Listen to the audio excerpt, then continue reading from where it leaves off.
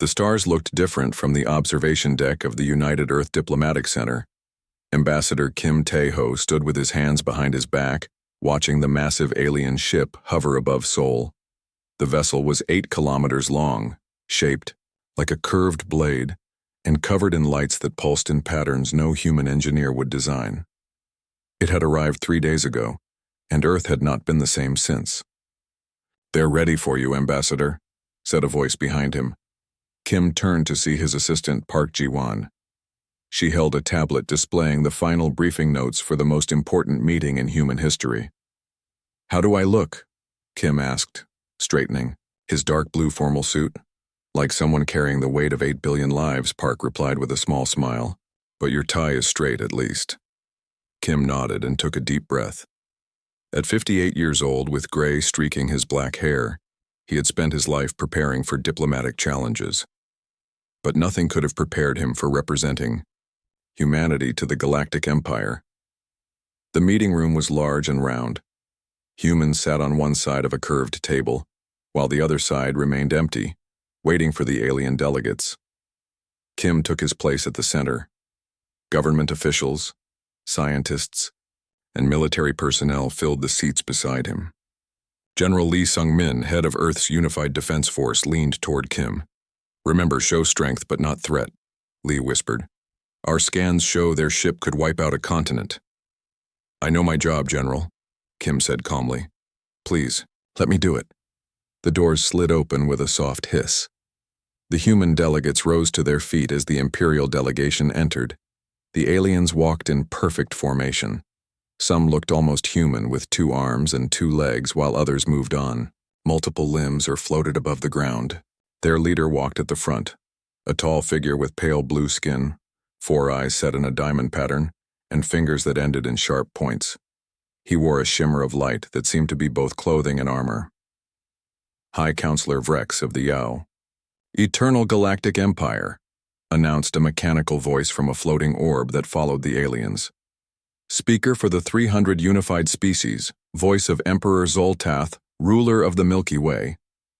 Kim stepped forward and bowed slightly. "Ambassador Kim Tae-ho of Earth, representing the United Nations of Humanity. We welcome you to our world." The translation orb hummed as it converted his words. Vrex did not bow in return.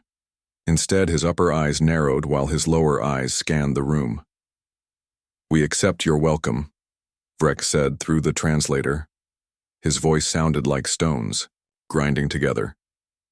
"Though we find your facilities quaint." Kim kept his face neutral despite the insult. "We have prepared refreshments suited to all known biologies in the Empire's public databases. Please be seated." Once everyone sat down, Kim activated the room's holographic display. A 3-dimensional image of the Milky Way galaxy appeared above the table, with a small blue dot highlighting Earth's position. "Humanity is honored by this historic meeting," Kim began. "Our achievement of faster-than-light travel just 3 years ago has opened the stars to us. We look forward to peaceful relations with the Galactic Empire and all its member species." Vrex made a sound that might have been a laugh. "Peace is always our desire. The Empire has maintained galactic stability for over 30,000 years. Your species was still living in caves when our civilization reached its height." "Then we have much to learn from you," Kim replied smoothly, "and perhaps a fresh perspective to offer in return." The meeting continued for hours. The Imperial delegates presented terms for Earth to join the Empire. Humans would receive protection, limited trading rights, and access to certain technologies. In exchange, Earth would provide raw materials, allow Imperial bases on several planets and moons in the solar system, and supply labor resources. When the aliens finally left to return to their ship, Park Ji-won approached Kim with a concerned look. "They're treating us like children," she said quietly. "Did you notice they never mentioned voting rights in their council? Or the restrictions on our ships leaving the solar system?" Kim nodded slowly. "I noticed many things, Park, including what they carefully avoided mentioning." He glanced around to ensure they were alone. "I need you to do something, quietly." 3 days later, Kim received Park in his private office. The windows were darkened, and he had activated electronic countermeasures against listening devices. "What did you find?" he asked. Park placed her tablet on the desk and slid it toward him. "It wasn't easy. I had to piece this together from public Imperial broadcasts we've intercepted, commercial data transfers, and what little the Empire has shared with us." She looked troubled. "It's worse than we thought." Kim scrolled through the information. His face grew darker with each swipe of his finger. "Species classification, developmental stage 3, resource extraction quotas, population management protocols." Kim looked up. "This isn't an alliance they're offering. It's subjugation." The tablet showed images of worlds stripped of resources, native species relegated to small territories, while Imperial citizens occupied the best lands. Some reports mentioned labor redistribution, a polite term for taking people from their homes to work in Imperial facilities across the galaxy. "There's more," Park said. "Look at the section on biological sampling." Kim read further and felt cold. The Empire routinely collected genetic samples from new species, officially for medical compatibility. But Park had found references to breeding programs and genetic modifications to make certain species more suited for specific types of labor.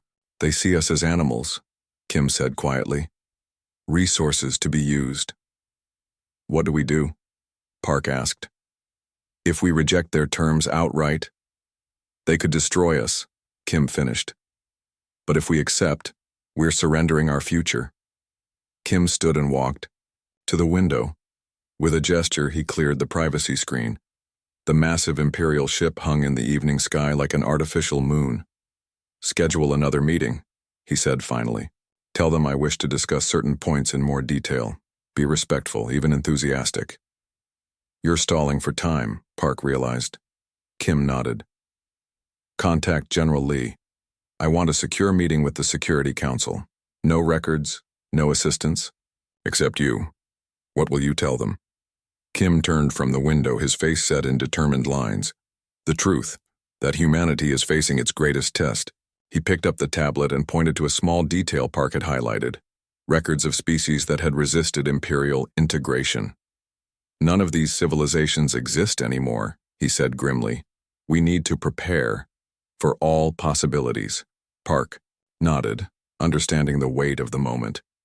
"And the Imperial delegation?" Kim straightened his jacket. "I'll keep negotiating. They think we're primitive and naive. Perhaps we can use that."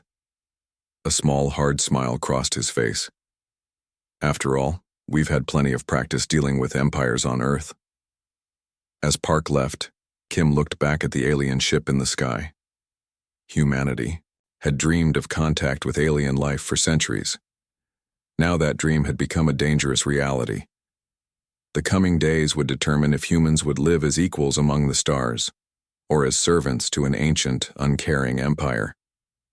The greatest diplomatic challenge in human history had begun, and Kim Tae-ho was determined that humanity would not fail. 3 weeks passed since the first meeting with the Imperial delegation. The newly built Galactic embassy stood tall in the heart of Seoul, its strange architecture a mix of Earth designs and alien concepts. Inside, humans and aliens worked together, though the tension never fully disappeared. Ambassador Kim Tae-ho had surprised the Imperial representatives. Where they expected quick submission, they found skilled resistance hidden behind polite smiles. Kim never rejected their offers outright, but always found reasonable ways to ask for better terms. "The mineral rights to Mars cannot be exclusive," Kim explained calmly as he sat across from High Counselor Vrex. "Our colonies there are already established, but we could discuss shared access to certain regions." Vrex's 4 eyes blinked in different patterns, a sign of frustration that Kim had learned to recognize. "Your colonies are primitive outposts," Vrex said. "The Empire could develop Mars properly, and we welcome that development," Kim replied with a smile that didn't reach his eyes. "As partners." After the meeting, Park Ji-won walked with Kim back to his office. "They're getting impatient," she said quietly. "That's the 3rd time Vrex has mentioned their fleet positioning." Kim nodded. a reminder of their power. But notice how they keep returning to the table. Something about Earth interests them beyond the usual resources. Inside his secure office, Kim activated the privacy screens. The room hummed softly as technology blocked all possible surveillance. "What did the Security Council say?" he asked. Park handed him a tablet. "General Lee has moved forward with military preparations. Our fleet is small but hidden throughout the system. The lunar defense grid is nearly complete, though we've kept construction sites shielded from Imperial scans."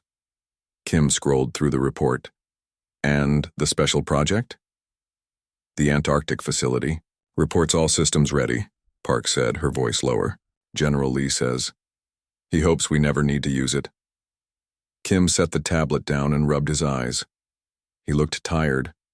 For 3 weeks he had carried Earth's future on his shoulders, sleeping little and working constantly. "Tomorrow night is the formal dinner," he said.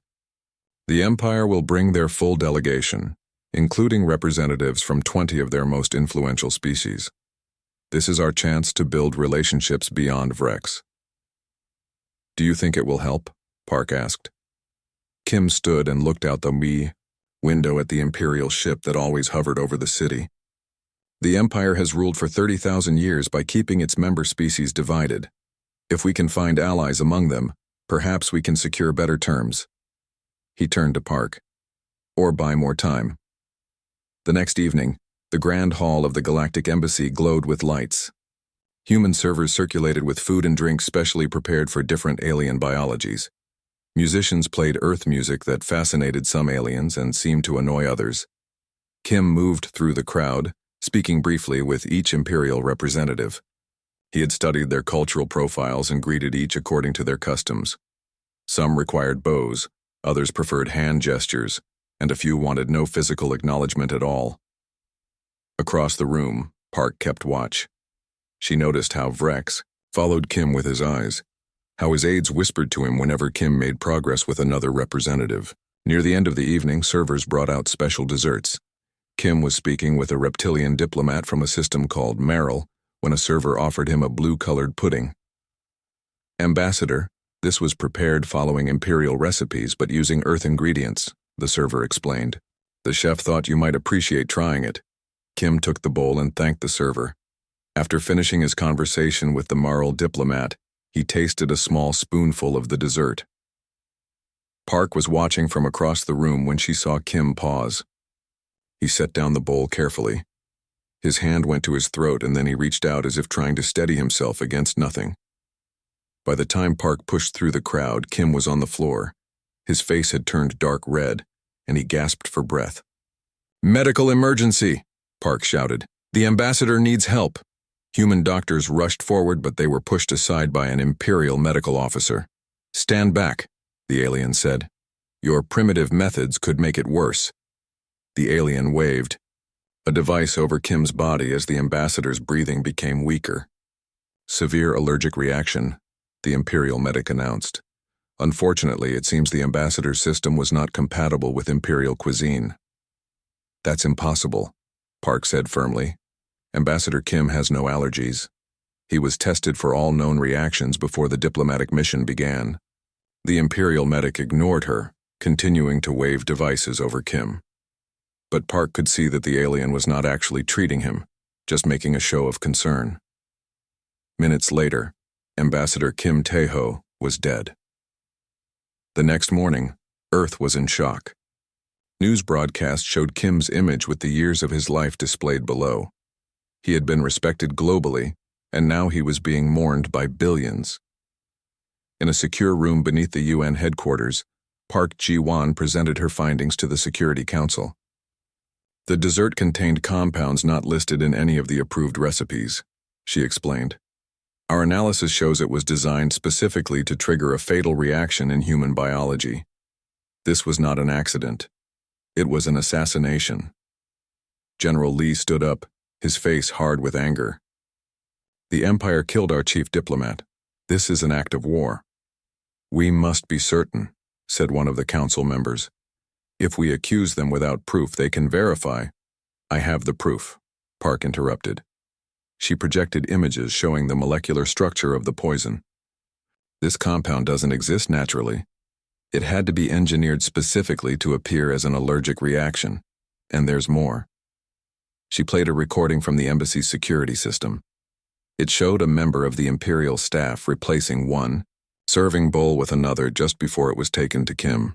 The room fell silent as the implications became clear. "I will take this evidence to the Galactic Council," Park said. "As Deputy Ambassador, it's my duty to represent Earth now and demand justice." General Lee shook his head. "It's too dangerous. They'll deny everything." "With respect, General, we must follow diplomatic protocols. If we respond with force immediately, we give them the excuse they want to attack Earth openly. Let me try." After hours of debate, the Council agreed. Park would travel to the nearest Galactic Council outpost, a space station orbiting Jupiter, to present Earth's case. 2 days later, Park's shuttle prepared for departure. She stood at the viewport watching Earth grow smaller below. Her communication device beeped. It was General Lee. "We've detected unusual movement in the Imperial fleet," he said, his voice tense. "Be careful, Park. We're monitoring your shuttle all the way." "I'll be fine," she assured him. "Just keep Earth safe until I return." As the shuttle accelerated toward Jupiter, Park reviewed her evidence. She didn't notice the small device that had been placed under her seat, counting down silently. Back on Earth, General Lee was in the military command center when the report came in. "Sir, we've lost contact with Deputy Ambassador Park's shuttle," a young officer shouted. "Explosion detected near the Mars orbital line." Screens showed debris spreading across space where Park's shuttle had been moments before. There were no survivors. Within an hour, a message arrived from High Counselor Vrex. His blue face showed no emotion as he spoke. "The Eternal Galactic Empire expresses its deepest regrets for the unfortunate accidents that have befallen your representatives. These tragic events highlight the dangers of space travel and interspecies dining for developing civilizations. To prevent further incidents, we are replacing our diplomatic team with specialists more experienced in handling primitive species." The message continued, but General Lee had stopped listening. He stared at the screen, his decision already made. "Get me secure access to Antarctica," he ordered. "It's time for Protocol Omega." The wind howled across Antarctica, whipping snow against the small group of transport vehicles moving across the ice. From the air, nothing would seem unusual about this remote research station. Its buildings were marked with logos of international climate research organizations. Satellite images would show only equipment for drilling ice cores and monitoring weather patterns. All of this was a careful lie. General Lee Sung-min looked out the window of the lead vehicle as they approached the main building. Dark circles under his eyes showed he hadn't slept in days. Next to him sat Dr. Song Hye-jin, Earth's leading expert in cryogenics and neural science. "Are you certain about this, General?" Dr. Song asked quietly. "Once we activate Protocol Omega, there's no going back." Lee didn't answer immediately. His mind was filled with images from the past week. Ambassador Kim's body being returned to his family, the debris field where Park's shuttle had exploded, and the ultimatum that had arrived from the Empire this morning. Earth had 10 days to accept Imperial rule or face pacification. The Security Council vote was unanimous, Lee finally said. "We've tried diplomacy. We've tried reason. The Empire wants slaves, not allies." Their vehicle stopped at a security checkpoint. Armed guards with no military insignia checked their identifications. No country's flag was visible anywhere. This facility belonged to all of humanity and to no single nation.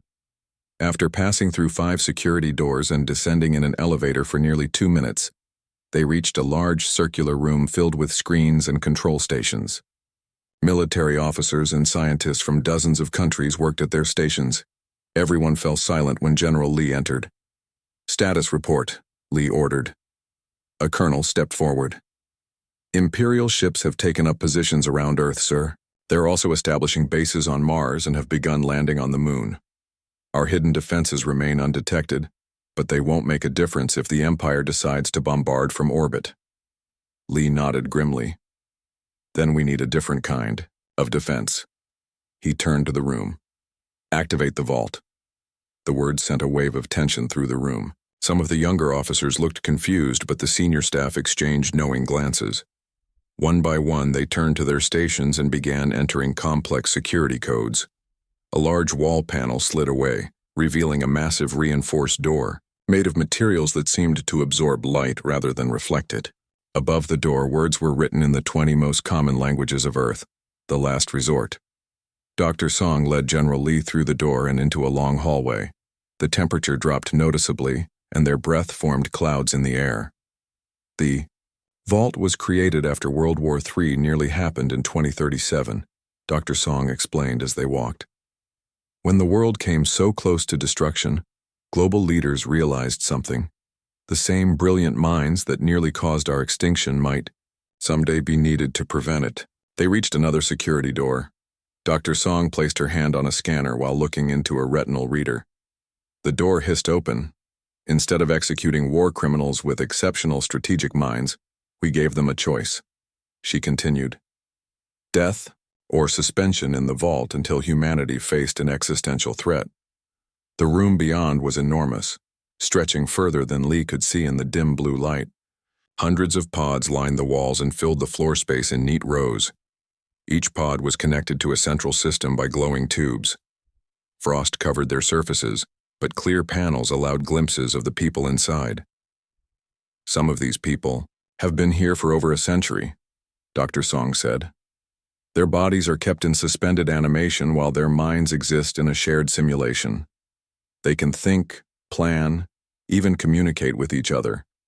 Many have continued developing their skills and theories. We monitor them, learn from them, but keep them contained. Lee walked slowly between the rows of pods, reading the names and information displayed on small screens. Here are the first ones we need, Dr. Song said, stopping at a group of 3. Pods set slightly apart from the others. Lee read the information on the first pod. Colonel Han Jun Seo, strategic genius responsible for the Asian conflict of 2089, developed the Ghost Protocol for urban warfare that killed thousands of civilians but ended the war in 3 days. The second pod contained a woman, Commander Yoon Da-mi, Special Forces leader who created revolutionary guerrilla warfare techniques, responsible for the destruction of 3 enemy bases using only 12 soldiers, imprisoned after refusing orders to stop her unauthorized campaign. The third pod chilled Lee more than the freezing room temperature. Dr. Kang Min-ho, the architect, psychological warfare specialist, created information and propaganda systems so effective they caused enemy forces to turn against their own. Leadership, considered too dangerous for release due to inability to distinguish between military and civilian targets. Lee looked at Dr. Song. Are they still sane? As sane as they ever were, she replied, which isn't saying much. But they're the best military minds humanity has produced in generations, and they've had years or decades to think about warfare while in suspension. Can they help us against an enemy with technology centuries beyond ours? Dr. Song's face was grim. That's what we're about to find out. She moved to a central control panel and placed her palm on a scanner. A message appeared on the screen. Protocol Omega authorization required. General Lee stepped forward and placed his hand beside hers. General Lee Sung-min, authorization Omega 790. The screen flashed, and a mechanical voice spoke. Protocol Omega initiated. Revival sequence beginning. The frost on the 3 pods began to clear. Inside, the still figures showed the first small signs of movement. How long until they're fully awake? Lee asked. Their bodies will need several hours for full revival, Dr. Song said, but we can communicate with their minds immediately. The simulation has prepared them. She activated a communication screen. Colonel Han, Commander Yoon, Dr. Kang. This is Dr. Song Hyejin. Protocol Omega has been activated. Earth faces an existential threat. The screen remained silent for a moment. Then a male voice, calm and precise, responded, This is Colonel Han. We've been monitoring the situation from the simulation. The Galactic Empire. Very interesting opponent. A woman's voice followed, sharper and more direct. Commander Yoon. Reporting. Their technology advantage is significant, but their tactics are predictable. Too used to easy victories. The third voice sent a chill down Lee's spine. It was soft, almost gentle, but somehow wrong, like a lullaby sung in a minor key. Dr. Kang here. The Empire's communication systems are surprisingly vulnerable. Their species hierarchy creates natural fracture points. I've been developing theories while in suspension. General Lee leaned toward the screen. Can you help us defeat them? A short laugh came from Han's pod. Defeat? No, not directly. But survival? Victory? Yes? If you're willing to use us as we were meant to be used. Without restrictions, added Yoon. Without moral limitations, whispered Kang. Lee straightened his back. Earth has 10 days before the Empire attacks. I need your strategies immediately. Open more pod, said Han. We'll need specific skills. Who? Asked Dr. Song. Admiral Bei Jin-ho for space combat. Major Choi Sun-mi for infiltration. Chief Engineer Kwon Tai-jun for weapons adaptation. Dr. Song looked at General Lee, who nodded. She began the revival. Sequence for more pods. What exactly are you planning? Lee asked. Colonel Han's voice came through clearly. The Empire believes they're facing a primitive species that will either surrender or fight conventionally and lose. We will show them what humans are truly capable of when pushed to the edge. They killed our diplomats, Commander Yoon said. They've never faced humans with nothing left to lose. And they've never faced me, Dr. Kang added softly. I've had 63 years in suspension to think about how to break an empire. As more pods began their revival sequence, General Lee looked out over the vault. These were the most dangerous humans ever born, people whose brilliance was matched only by their ruthlessness. People humanity had locked away, hoping never to need them. Now Earth's future depended on these war criminals. May God forgive us for what we're about to do, Lee whispered. Behind him, Dr. Kang's gentle voice replied, God has nothing to do with what comes next, General. High Counselor Vrek stood on the command deck of the Imperial flagship, watching Earth rotate slowly below. His 4 eyes blinked in different patterns, showing his satisfaction. The primitive humans had only 2 days left before the Empire's ultimatum expired. Soon, Earth would be just another conquered world, its resources harvested, its people serving the Empire. Status report, Vrex ordered. A subordinate officer approached and bowed. Our forces are in position, High Counselor. Bases on the moon are fully operational. Mars outposts are nearly complete. We have detected no significant military response from the humans. Their primitive weapons pose no threat to our ships. Vrex made a sound that passed for laughter among his species. They waste their final days in pointless meetings. Their world governments argue while we prepare to take their planet. Typical of young species. Sir, the officer added, our sensors have detected unusual activity in the Antarctic region, energy readings that don't match known human technology. Probably a desperate attempt to build some new weapon, Vrex said dismissively. It will make no difference. Maintain surveillance but take no action yet. When the ultimatum expires, we will strike all military targets simultaneously. The officer bowed, again and returned to his station.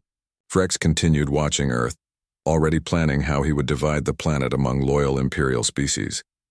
He did not notice the small, unmarked craft that slipped away from Earth, flying not toward the Imperial fleet, but out into deeper space, on a course that avoided all standard patrol routes. Aboard that craft, Colonel Han Jun-seo studied a holographic display of the solar system. 5 days had passed since his revival from the vault, and he had worked without rest since then. Next to him, Commander Yoon Dami checked the readings from their ship's cloaking system, a technology reverse-engineered from Imperial scanners. During the first weeks of contact, the Imperial ships are predictable, Han said, his voice calm as if discussing the weather. They position themselves for intimidation, not tactical advantage. Their patrol patterns have gaps large enough to fly a small moon through. Yoon nodded. They're used to fighting enemies who surrender immediately or make suicidal direct attacks. They don't expect subtlety. Behind them, Dr. Kang Min-ho sat with his eyes closed, connected to a neural interface. His fingers twitched occasionally as he processed vast amounts of data from intercepted Imperial communications.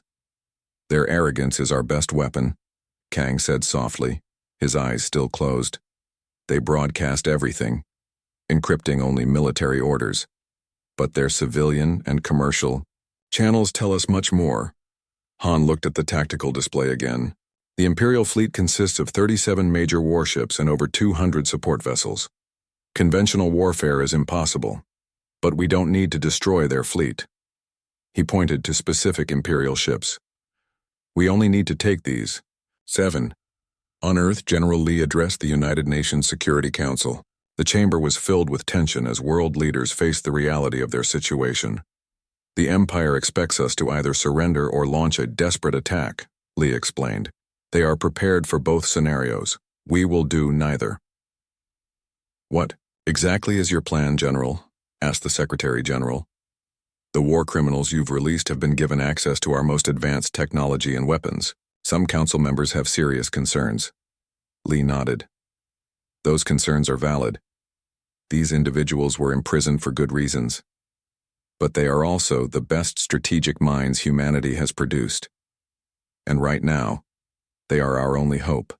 He activated a holographic display showing the positions of Imperial ships. "Colonel Han has identified key vulnerabilities in the Imperial fleet, not in their technology, which is far beyond ours, but in their thinking, their predictability, their arrogance." As Lee spoke, events were already unfolding across the solar system. On the dark side of the moon, Commander Yoon led a team of 12 specially selected soldiers toward an Imperial base. Each wore an advanced stealth suit developed using technology from the vault. The suits bent light around them and masked their heat signatures, making them nearly invisible to Imperial sensors. "Remember," Yoon whispered through their secure communication system, "we are not here to kill.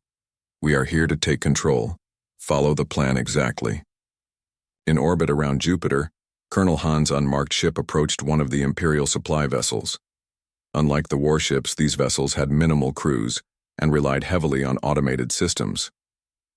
"Transmitting the access codes now," said Han to his small crew of engineers and computer specialists. "Prepare for boarding." The codes had been extracted from Imperial communications by Dr. Kang. They were commercial grade, not military, but the supply ships used the same systems for docking and maintenance that civilian Imperial ships used. The Imperial vessel accepted the codes. Docking clamps engaged. Meanwhile, in a secure facility beneath the Antarctic ice, Dr. Kang sat in a room filled with communication equipment. His eyes were closed, and a slight smile played on his lips as he spoke softly into a microphone. His words were being translated into 17 different alien languages and broadcast on specific frequencies used by lower-ranked species within the Empire. "This is a message to all those who serve the Empire without receiving its benefits," Kang said, his voice gentle but compelling. "The Empire told you humans are primitive and violent. They lied. We have studied your histories. We know how the founding species treat the rest. We know which of you were conquered, which were exploited, which were modified to better serve." Kang's message continued, targeting specific grievances of each species, speaking to resentments that had built over thousands of years. He knew exactly which words would cause doubt, which would spark anger, which would plant seeds of rebellion. 10 hours later, High Counselor Vrex received alarming reports from across the solar system. 3 supply ships have gone silent, High Counselor. The lunar base has stopped responding to communications. We're detecting unauthorized transmissions spreading through the fleet. Vrex's 4 eyes widened in alarm. "This is impossible. The humans don't have the technology to—" "Sir," a communication officer interrupted. "We're receiving a transmission from Mars. It's from our own command base there, but it's being broadcast openly." "Put it on screen," Vrex ordered.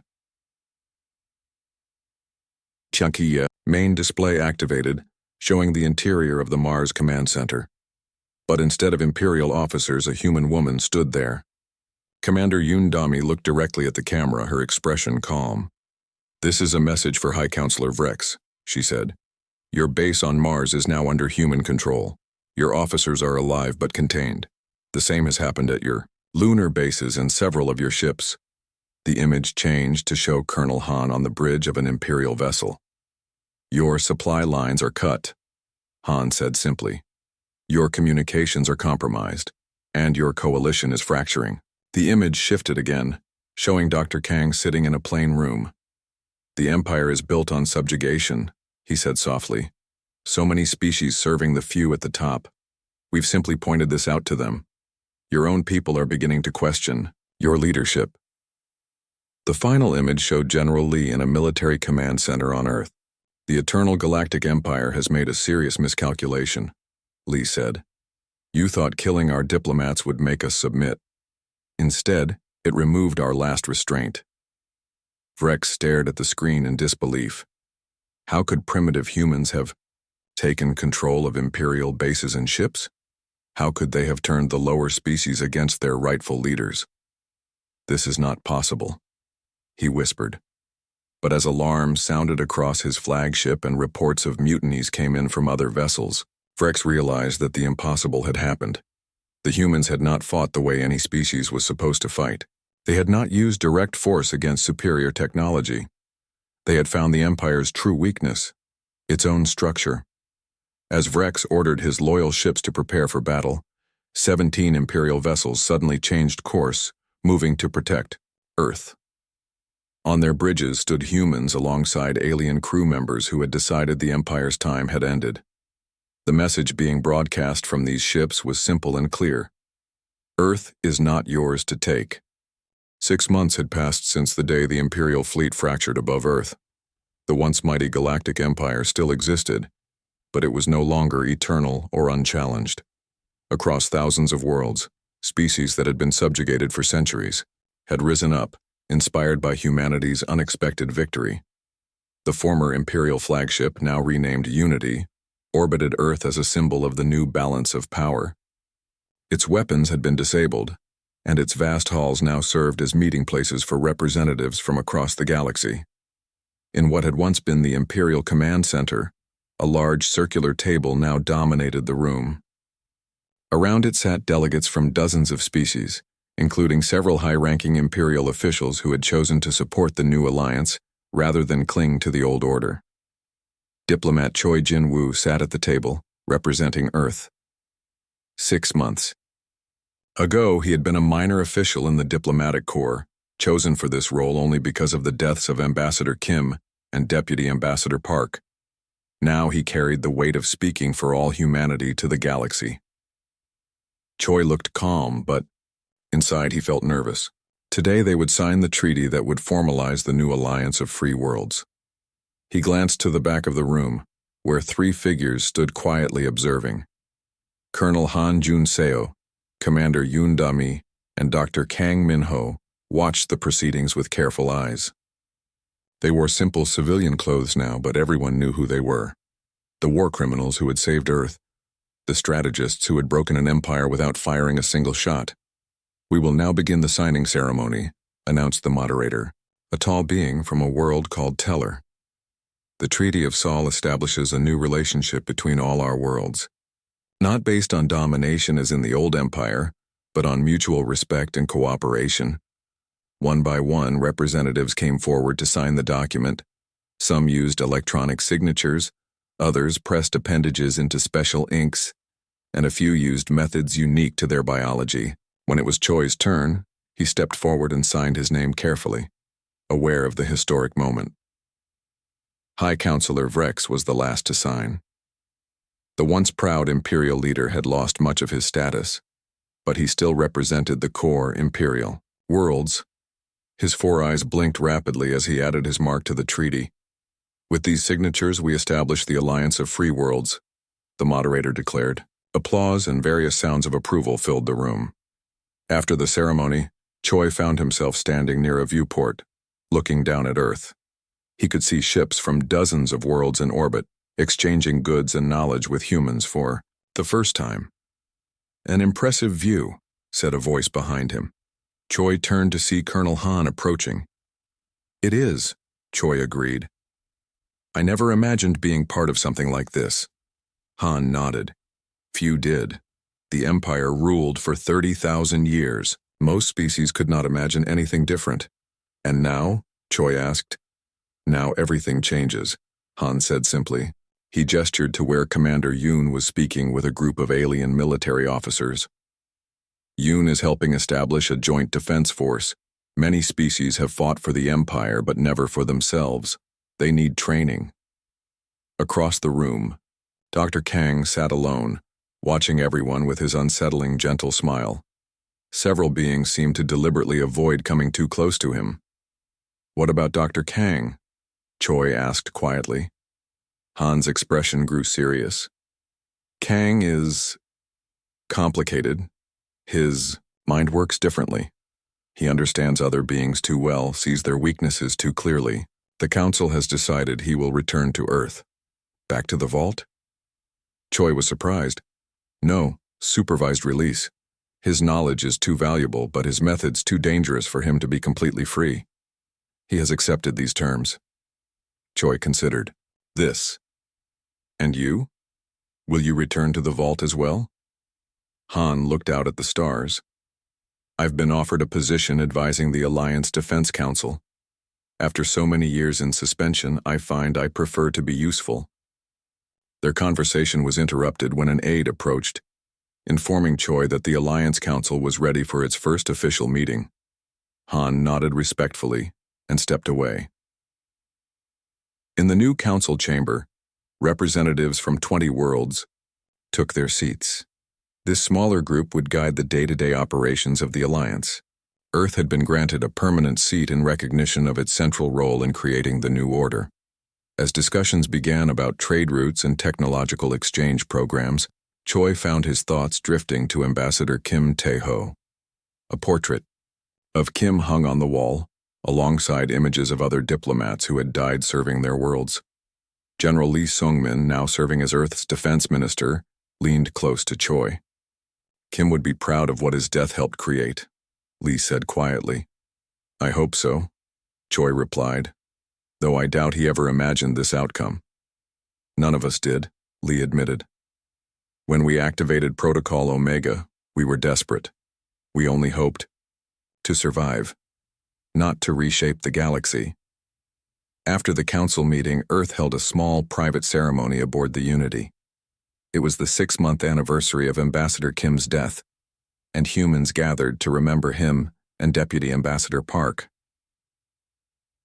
Commander Yoon stood at attention beside a memorial plaque that had been placed near the ship's observation deck. We should never forget that this new era began with their sacrifices, she said formally. They showed the best of humanity through diplomacy. When that failed, others of us showed a different side of humanity. Dr. Kang, attending under supervision, spoke next. His soft voice carried easily through the quiet room. The Empire never understood humans. They saw our technology and judged us primitive. They saw our divisions and thought us weak. They never realized that humans are the most dangerous species in the galaxy, precisely because we know our own darkness. Colonel Han stepped forward and placed a small Earth flag beside the memorial. The Empire killed a diplomat hoping to make a submit, he said. Instead, they forced us to release the very people humanity had locked away because we feared our own capacity for ruthlessness. They never understood that humans try diplomacy first, not because we are weak, but because we know what we are capable of when pushed too far. General Lee completed the ceremony by lighting a traditional memorial candle. Ambassador Kim believed in peace. In his memory, we will build a better galaxy. But we will never forget the lesson we have taught the stars. Humanity comes in peace. Pray we stay that way. Later that evening, Choi Jin-woo stood alone on the observation deck. Below him, Earth glowed blue and green, peaceful from this distance. Around him, ships from dozens of worlds moved in careful patterns, their lights forming a dance against the darkness of space. On a nearby screen, reports showed the changes sweeping across the former empire. Some worlds had embraced the new alliance immediately. Others remained loyal to the old ways. A few had chosen independence from both. The galaxy was becoming more complex, less ordered, but more free. Choi thought about the war criminals who had saved Earth. They remained dangerous, their minds shaped by conflict and strategy. But they had found a new purpose in building rather than destroying. Even Dr. Kang, perhaps the most disturbing of them all, now used his understanding of minds to help forge agreements rather than break wills. The door to the observation deck opened, and a group of alien diplomats entered. They nodded respectfully to Choi before moving to the viewport to admire the view of Earth. "Your world is beautiful," one of them said to Choi. "Hard to believe it produced warriors capable of breaking the Empire." Choi smiled slightly. "We prefer to build rather than break, but we can do both when necessary." As the stars continued their eternal dance outside the viewport, Choi reflected on how quickly everything had changed. 6 months ago, humanity had faced extinction or enslavement. Now they stood as equals among the stars, respected and perhaps a little feared. The Empire had killed Earth's diplomat, thinking it would make humanity easier to conquer. Instead, they had unleashed something they never expected: humanity's full potential, both its darkness and its light. And the galaxy would never be the same again. The end.